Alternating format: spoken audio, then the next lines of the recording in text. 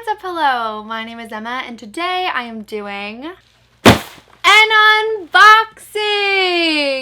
My goodness, has it been a hot minute since I've said that. And especially without the context of me like making fun of myself. To say it genuinely again is a really good feeling. If you missed it, I did a little bit of solo traveling this summer. I went to London and Paris for just over 2 weeks.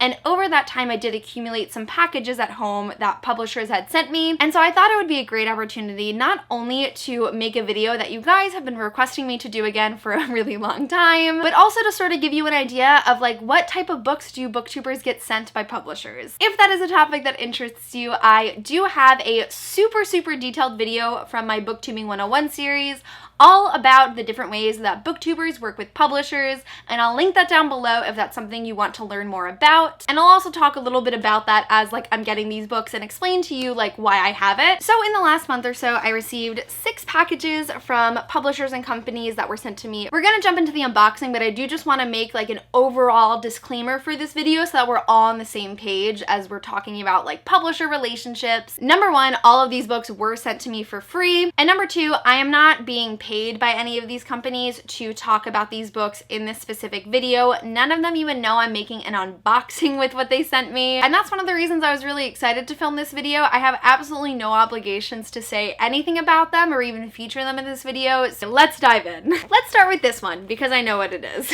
This was sent to me by Penguin Random House. So thanks so much to Penguin for sending it to me. And I'm pretty confident it contains The Beautiful by Renee Atiya because it says it on the bottom of the box. This was definitely a box that they printed specifically to send out books to reviewers. It says, "It begins with a look, it ignites with a kiss, it always ends in blood." Now, I would say the majority of books I get from publishers are sent to me without asking. They just like have my address and will send me books that they want to potentially get a feature on, but this is actually one that I requested from the publisher because it is like one of my most anticipated for the rest of the year, so I've been really excited to read it. How do I open this? Oh, I'm so bad at opening these boxes. Oh my goodness. Oh, it says something inside too. I want to know what it says. Oh, that probably wasn't a great idea. That was a nice box. Okay, anyways, honestly, if they didn't want me to do this, they shouldn't have put the text on the inside. It says, "New Orleans, 1872. The darkest creatures of the underworld are embroiled in an age-old feud, and Celine and Sebastian are at the very heart of it." Oh, and there's like a little wax seal letter. It's got a lion on it. How cute. As expected, the book enclosed is The Beautiful by Renee Atiya. This is an advanced reader copy, otherwise known as an ARC, and it is a printing of the book before publication, and its purpose is to be sent to booktubers, book bloggers, reviewers, other authors, people who can generate hype for the release. It comes out this October, and I'm really hyped for it because it is said to be like the YA fantasy to bring back vampires. Our main character, Celine, has fled her life in Paris as a dressmaker to settle in a convent in New Orleans during 1872. Celine becomes involved with one of the leaders of the major vampire clans in New Orleans, but she starts to feel a little bit unsettled when she believes that he might be responsible for the murders of girls in her convent. The last line of the synopsis is, "At once a sultry romance and a decadent thrilling mystery, master storyteller Renee Atiya embarks on her most potent fantasy series yet." I'm really hyped for this one. I have always been like a lover of vampires and mythical creatures in fantasy. I am a big fan of Renee Atiya. I've read quite a few of her works and I think that she just has a really beautiful prose, so I'm excited to see what she does with this new release. It seems extremely different from The Wrath in the Dawn and Flame in the Mist, so I'm excited to see where this sort of like historical fiction blended with paranormal fantasy goes. Next up, I have a package from Hachette, which I believe is also a part of Little Brown Young Readers, which is like their YA branch, but I honestly have no clue what's in here because I don't think I requested anything from them.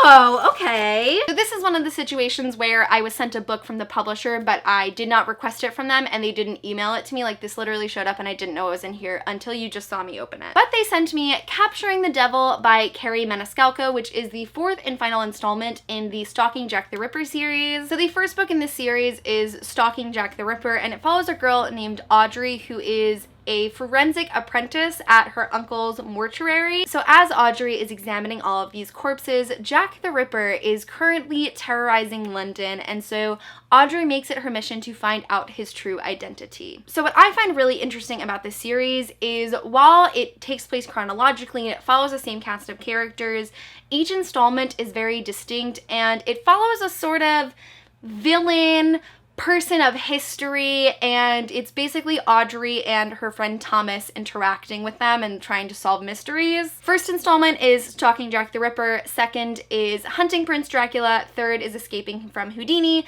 and finally Capturing the Devil is book 4. Now I'm actually not caught up in the series. I've only read the first 2 books, but my mom has actually also read the first 2 books, so she's gonna be excited to know I got the 4th one. I have some mixed thoughts on this series because I think the premise and just the overall concept of this series is so incredible and super up my alley, but when I read the first 2 books in it, I was just underwhelmed by both of them. I think I gave book 1 maybe 3 stars, although I probably would go back and drop it now, and I gave book 2 like 2.5 stars, so it's definitely not my favorite series out there, but for some odd reason, I'm still really intrigued by it and I do want to finish it someday. My driving force for continuing the series is I just love the main characters so much. I think Audrey and Thomas have the most wonderful, realistic, just swoony and perfect relationship. Historical fiction has never been my thing. I don't love the writing in all these books, and I also have yet to be impressed by the plot, but I love that main couple so much, and I really want to see how their relationship progresses. I will read book 3 eventually, and I'm like super hopeful that I can fall in love with this series in the last 2 installments, but I honestly just feel like it's one of those series that while other people love it so much, it just has never struck me, and maybe it never will. Okay, next up we have another one from Penguin. I don't know if I'm actually waiting on anything from them. It could be unsolicited or it could be something that I requested.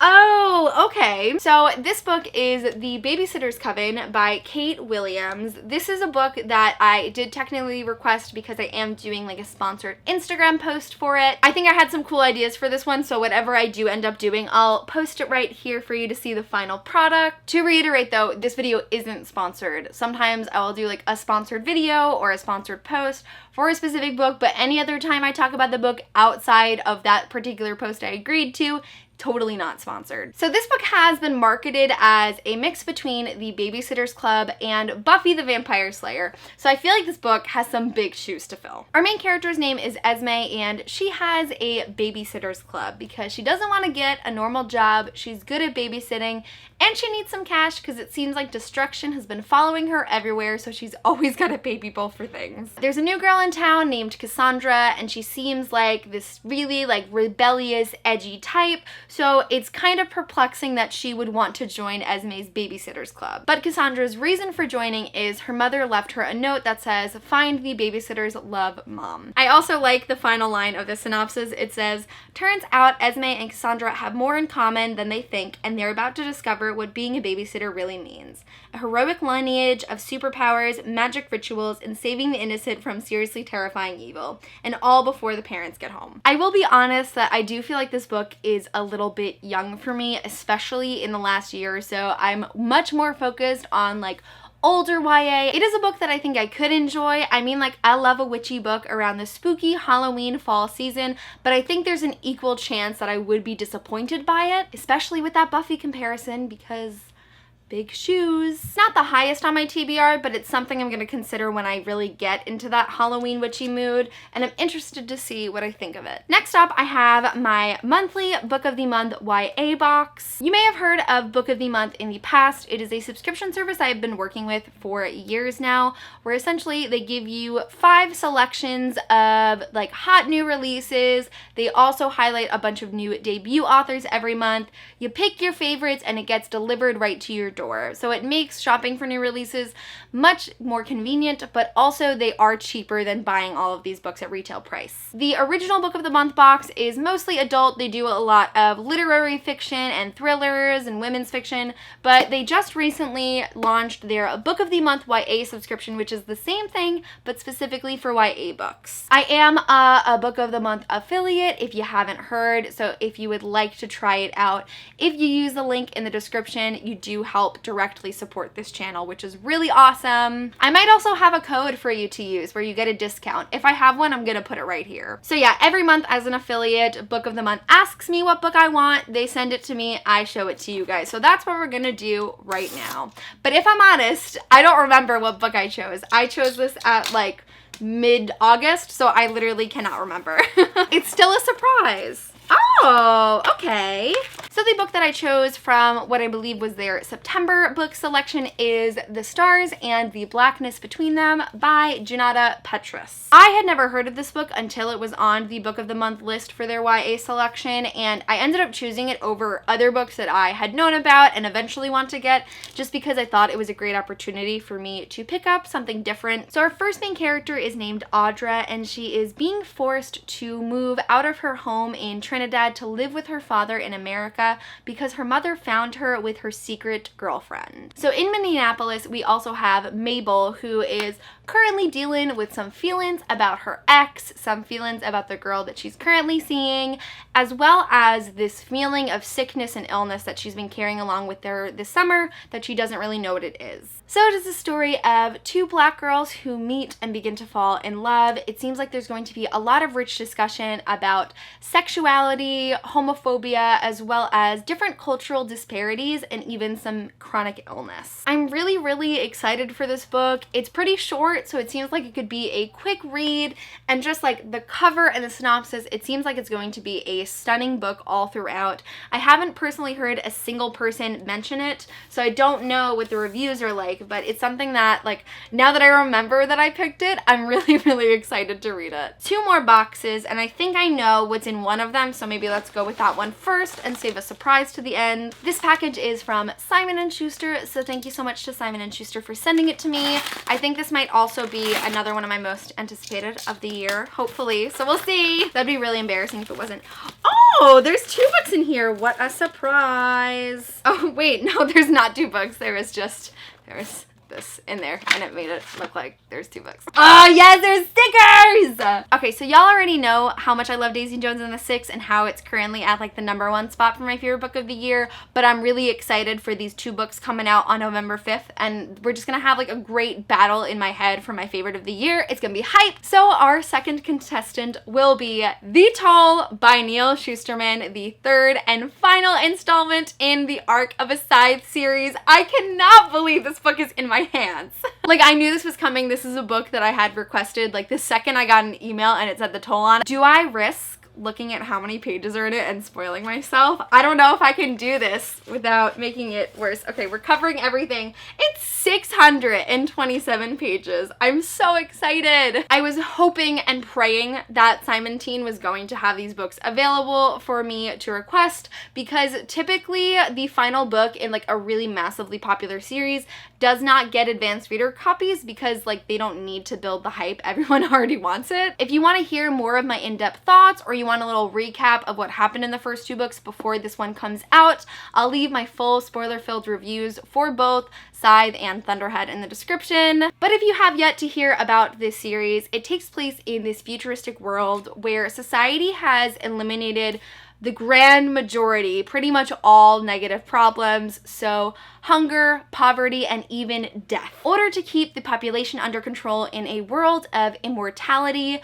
we have this organization called the Scythes that sort of glean people is the word that they use, but like they essentially are like ending their lifespans. And so the first book follows two teenagers who become apprentices to a Scythe, and they essentially have to compete to find out who is going to rise to Scythehood and who is going to be gleaned by the other. So yeah, it's amazing. It's one of my new favorite series of all time, and I'm so excited for this release. Oh my gosh. Neal Schusterman is absolutely a favorite author of mine. I've read some of his older works and his newer stuff, and I'm just ready to be blown away by the Vtol. I like don't want to put it down. Like, it's in my hands. Like, that's how excited I am. I just want to hold it all day. Oh, let me show you the stickers. The first sticker says, Team Scythe, ours is the closest thing to a sacred mission that modern society knows. And the second says, Team Thunderhead, humans learn from their mistakes. I cannot, I make no mistakes, which is honestly really cryptic. This conclusion is going to be so intense, and I cannot wait. I feel like I have to move around my entire TBR to start it like immediately.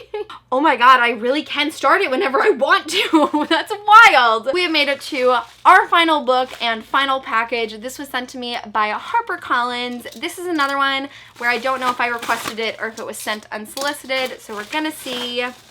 Ooh, is this? No, I already had a final copy, but this is a final copy, which I'm excited about. And that book is Now Entering Adamsville by Francesca Zappia. I've been reading her books for years, and I still don't know if it's Zappia or Zappia. I'm sorry. So this book takes place in a town called Adamsville, which seems to be like an old, decrepit mine town.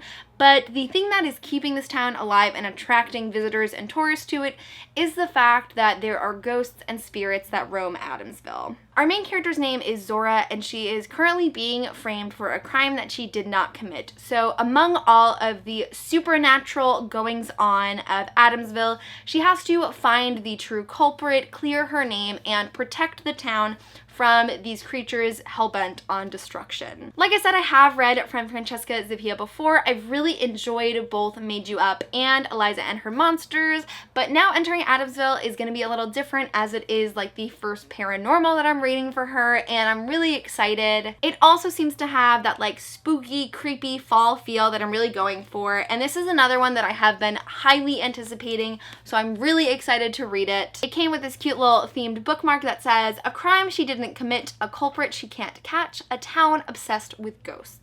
Oh my gosh, it seems like there's a few like little drawings in here. That's cute. I don't know, I got nothing more to say than I think I'm really going to like it, and I'm definitely going to pick it up probably this September, October, or November. So that concludes my book mail unboxing. I really hope you guys enjoyed it. Although I don't do the multiple subscription service unboxings that I used to do on my channel, I do kind of want to get back into like saving up some recent packages and filming it and chatting about them with you guys. If that's something you guys are interested in as well, please let me know, and especially if you guys would like to see more unboxings that are all about the books that I get sent for free from publishers. I would love to make some more because this was a lot of fun. In the comments below, I would love to hear about some new books that have recently come into your life, whether you're also a reviewer who got a super exciting new release, if you ordered a book from your library and it finally came in, or if you were just a book hoarder who can't stop buying books. What have your most recent packages contained? But that is it for this video. Thank you guys so much for watching, and I'll see you soon for a new one. Bye!